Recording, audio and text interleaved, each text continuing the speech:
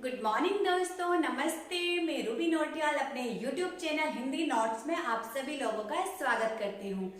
दोस्तों, जो हमारी हिंदी का जो हमारा व्याकरण स्वरूप चल रहा था, जिसके अंतर्गत हम जो हमारी स्वनिम व्यवस्था थी वो हम उसको हमने देखा था। स्वनिम व्यवस्था के अंतर्गत हमने स्वर और व्यंजन को देखा था। जो हमारे स्वर थे उनको हम पूरी तरह से पढ़ चुके हैं। उनके जितने भी आधार पर उनका वर्गीकृत हो रखा है वो आधार हम पढ़ चुके हैं। बहुत ही महत्वपूर्ण वीडियो है, आप उस वीडियो को जरूर देखें।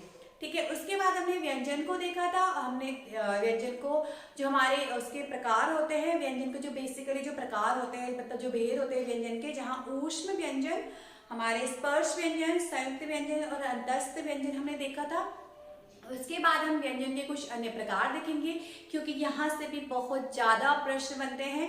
बहुत ज्यादा मतलब बहुत ज्यादा, कम से कम 5 या 6 नंबर का प्रश्न तो आपका हिंदी के स्वर और व्यंजन से ही बनता है। ठीक है, तो ये आप इसको पूरा देखिए, बहुत ही महत्वपूर्ण वीडियो है। और आपको लास्ट अगर आप इसको देखते हो तो आपको ये जितने भी कंफ्यूजन है ना ये व्यंजन को लेके कि कितने उच्च सघोष क्या है, अघोष क्या है, कंठ तालव्य क्या, ये सब आपका दूर होने वाला है। ठीक है, तो चलिए दोस्तों देखते हैं हम व्यंजन के कुछ अन्य प्रकार। जैसे इसमें हम देखेंगे सबसे पहले उच्चारण के आधार पर। उच्चारण के आधार पर कंठ वर्ण होते हैं। तो कंठ वर्ण के अंतर्गत हम देखेंगे जो हमारा का वर्ग है। का वर्ग का मतलब जो का वर्ग, जितने हमने 25 स्पर्श व्यंजन पढ़े थे उनके जो पहला जो वर्ण होता है उनको लेके हम एक वर्ग बनाते हैं। जैसे का सबसे पहले आता है तो उसके बाद जितने भी वर्ण आते हैं का वर्ग, चा के बाद जितने वर्ण आते हैं चा वर्ग, मतलब क ख ग घ अंग। ठीक है, तो इस तरह से इसमें 5 वर्णों का एक वर्ग बनता है, फिर 5 वर्णों का दूसरा वर्ग बनता है, फिर 5 वर्णों का तीसरा वर्ग और 5 वर्णों का चौथा, फिर 5 वर्णों का 5 वर्ण को मिला के 25 हमारे स्पर्श व्यंजन कहलाते हैं। ठीक है,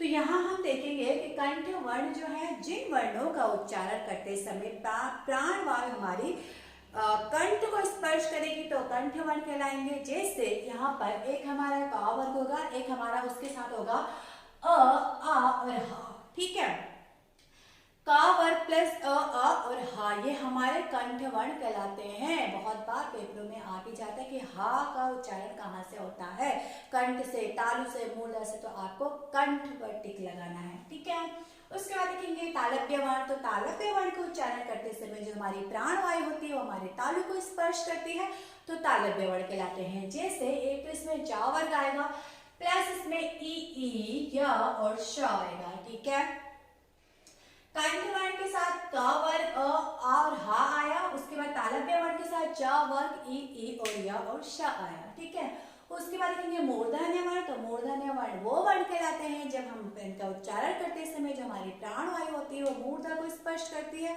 तो मूर्धन्य वर्ण कहलाते हैं। ठीक है, जैसे इसमें एक हमारा ट वर्ग और एक हमारा इसमें आता है र और श।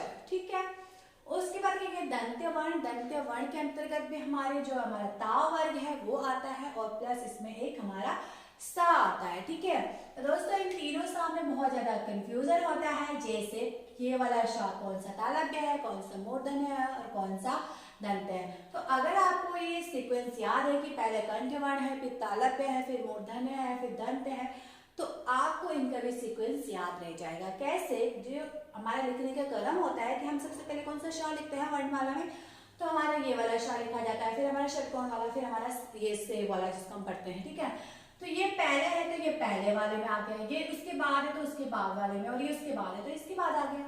सिंपल। ठीक है, उसके बाद हम देखेंगे ओष्ठ वर्ण। ओष्ठ से नाम से पता चल रहा है कि ओष्ठ से इनका उच्चारण होता है। जैसे पा, पता लग रहा है ना, और हमारे जो हमारे ओष्ठ है उनसे इनका उच्चारण हो रहा है। ठीक है, तो पा वर्ग के साथ ऊ और ओ। ठीक है, इन दोनों का उच्चारण भी हमारे जो ओष्ठ है उन्हीं से हो रहा है। उसके बाद नासिक के वर्ण। तो जिन वर्णों के उच्चारण करते समय अधिक हवा हमारी नाकों से निकलती है तो वो नासिक वर्ण कहलाते हैं। ठीक है, जैसे इसके अंतर्गत प्रत्येक वर्ग के जो जितने भी वर्ग हमने ऊपर पढ़े थे, इन वर्ग के जो 5वां वर्ण होगा, ठीक है, जो 5वां वर्ण होगा वो हमारे इसके अंतर्गत आ जाते हैं। और प्लस इसमें एक जो अंग से हम अंगूर पढ़ते हैं ना, वही वाला अंग है ये। ठीक है, तो ये हमारे नासिक वर्ण कहलाते हैं। ठीक है, उसके बाद देखेंगे कंठ और तालव्य वर्ण। मतलब कंठ और तालु को स्पर्श करते हुए जब प्राण वायु बाहर निकलती है तो इन वर्णों का उच्चारण होता है, जैसे ए और ऐ। ठीक है, उसके बाद देखेंगे कंठोस्त, मतलब कंठ और ओष्ठ से जिन वर्णों का उच्चारण होगा, तो मतलब हमारे जो प्राण वायु है वो कंठ और ओष्ठ को स्पर्श करते हुए निकलेगी, तो हमारा ओ और औ इस तरह से, और ये हमारा जो आ होता है इसका उच्चारण होगा। ठीक है, उसके बाद हम देखेंगे कि दंतोष्ठ, तो दंत और ओष्ठ से जिनका उच्चारण होगा, और जो हमारी प्राण वायु है दंत और ओष्ठ से को स्पर्श करते हुए आएगी तो निकलेगी, तो हम उसको दंतोष्ठ वर्ण कहेंगे। जैसे इसमें व और फा इसके अंतर्गत आता है। ठीक है, एक बार इसको आप अपनी कॉपी में उतार के इसको ढंग से पढ़ लोगे तो आपको कोई भी कंफ्यूजन नहीं होगा, क्योंकि इसमें याद करने के लिए कुछ है ही नहीं। क्या है इसमें, अगर हम ओष्ठ तो पावन, इसमें है दंत तो ता था, देखो ना हमारे दांत को स्पर्श भी तो कर रही है हमारी जीवा।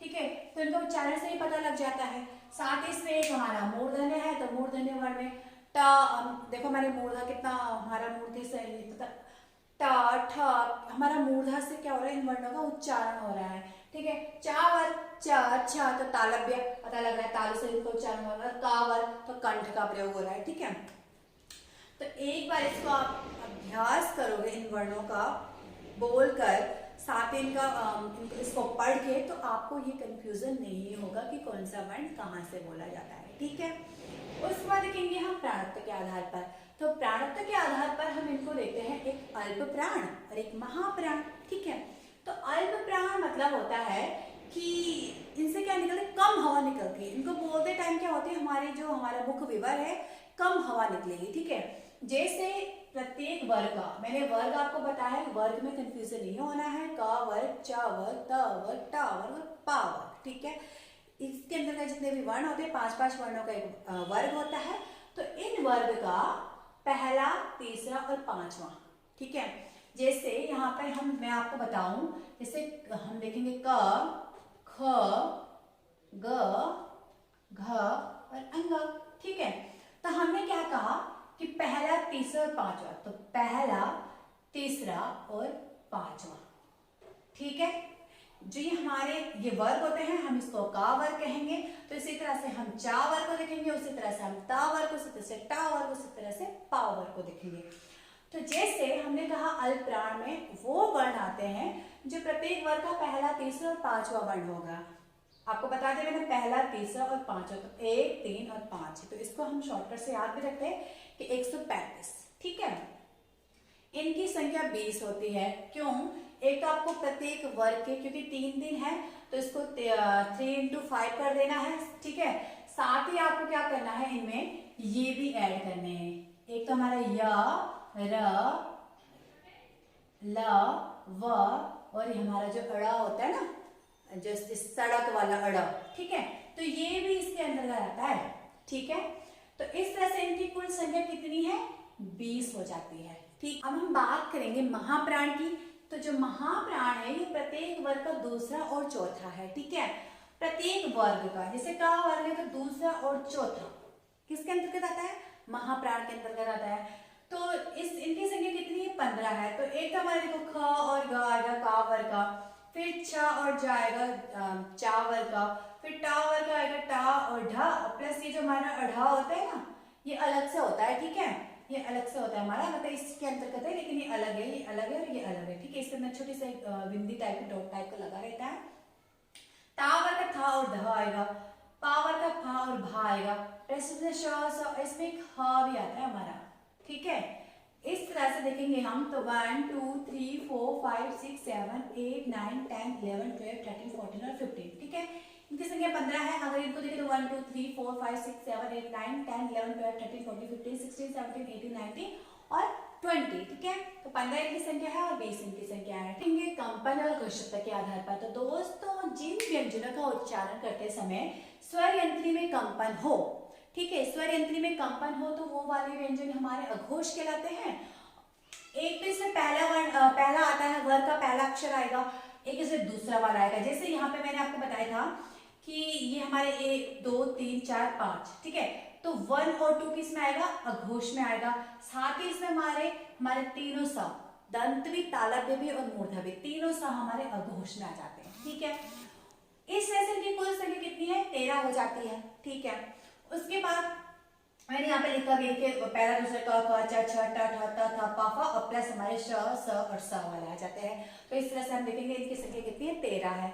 उसके बाद देखेंगे सघोष, तो जिन व्यंजनों का उच्चारण करते समय स्वर यंत्र में कंपन हो तो वो हमारे क्या कहलाते हैं, सघोष कहलाते हैं। यहाँ तो नहीं होगा, लेकिन यहाँ क्या होगा, अगर इनको देखे स्वर यंत्र में कंपन होगा, क ख च छ, मतलब कितना जल्दी कितना स्पीड से बोले जा रहे हैं ना, तो इनको थोड़ा सा ट्रिक से याद सकते हो कि स्वर यंत्र में कंपन नहीं हो रहा है, ठीक है। उसके बाद हम इनका उच्चारण करेंगे तो इनके उच्चारण में प्रत्येक वर्ग का तीसरा आता है और चौथा आता है और पांचवा आता है। यहाँ दो तो हमारे अघोष में चले जाएंगे, बाकी के तीन तीन हमारे सघोष में चले जाएंगे, ठीक है। तो प्रत्येक वर्ग का तीसरा चौथा और पांचवा आ जाता है, प्लस इसमें य र ल व ह, मतलब जितने भी हमारे अंतस्थ व्यंजन होते हैं वो भी इसमें आते हैं, प्लस हमारे जितने भी स्वर होते हैं वो हमारे इसी में आ जाते हैं। तो इसको आपको थोड़ा सा ऐसे याद रखना है कि जिन व्यंजनों को कंपन हो, तो मतलब जितने भी स्वर है उन सब में भी कंपन होता है, प्लस य र ल व ह में भी कंपन होता है, और जितने भी हमारे वर्ण के पीछे वाले तीन तीन वर्ण होते हैं, वर्ग के तीन तीन वर्ण होते हैं, उनमें भी कंपन होता है, ठीक है। पहले दूसरे में कंपन नहीं होगा तो हमारे अघोष कहलाएंगे, जिनमें कंपन होगा वो सघोष कहलाएंगे। तो कंपन किस किस में हो रहा है, वर्ग के तीनों में, पीछे के जो वर्ण है तीनों वर्ण में, प्लस हमारे स्वर में, प्लस हमारे अंतस्थ व्यंजन में। अंतस्थ व्यंजन के अंदर कौन आते हैं, या र ल व तो आते हैं हमारे, ठीक है। यहाँ पे कुछ अन्य भी है, जैसे हम देखेंगे लुंठित व्यंजन और इसको प्रकंपित व्यंजन भी कहते हैं। जैसे दोस्तों प्रकंपित व्यंजन इसलिए कहते हैं क्योंकि जब भी हम इसका उच्चारण करते हैं तो जो हमारा जीवा का अगला वाला भाग होता है ना, वो 2 से 3 बार कंपन करता है, ठीक है। इन पे हमारे जीवा पे कंपन होता है, इसलिए इसको प्रकंपित व्यंजन भी कहा जाता है। इसके बाद देखेंगे पार्श्विक व्यंजन। तो पार्श्विक व्यंजन का जब हम उच्चारण करते हैं तो जो हमारे प्राण वायु होती है वो जीभ के पार्श्व भाग से निकल जाती है। जैसे दोस्तों जब हम इसका उच्चारण करते हैं ना ला का, तो हमारा क्या होता है, जो हमारी जीभ है वो मसूड़े पे लगती है, ठीक है। तो मसूड़े पे लगती है तो हमारे जो हवा होती है वो अवरुद्ध हो जाती है, और अवरुद्ध होने पे क्या होते हैं, वो अगल बगल से बाहर निकलती है, जो जीभ का पार्श्व भाग होता है वहां से बाहर निकलती है, जिस कारण इसको पार्श्विक व्यंजन भी कहा जाता है, ठीक है। तो पेपर में बहुत बार ये दोनों वर्ण बहुत बार पूछे गए हैं कि लुंठित व्यंजन कौन सा है, पार्श्विक व्यंजन कौन सा है। आप इसको थोड़ा सा ऐसे भी याद रख सकते हो कि जहाँ लुंठित के आगे ला है तो वहां वो कौन सा व्यंजन है, रा है, क्योंकि ला है ना तो वहां ला नहीं होगा, वहां रा व्यंजन होगा, ठीक है। और दूसरे पार्श्व व्यंजन ला में आ जाएगा, ठीक है। तो इस तरह से आपके छोटी सी ट्रिक है। तो दोस्तों इस तरह से आपने देखा उच्चारण के आधार पर, प्राणोत्तर के आधार पर, कंपन के आधार पर, और प्लस आपने देखे लुंठित व्यंजन और एक देखा आपने पार्श्विक व्यंजन। तो दोस्तों आप जितने भी तरह के व्यंजन हैं मैं सब आपको पढ़ा चुकी हूँ। यहाँ से आपका जगह नहीं ढूंढना पड़ेगा कोई भी चीज़, क्योंकि यहाँ आपको सब कुछ मिल गया, व्यंजन के जितने भी आधार हैं सब आपको मिल गए।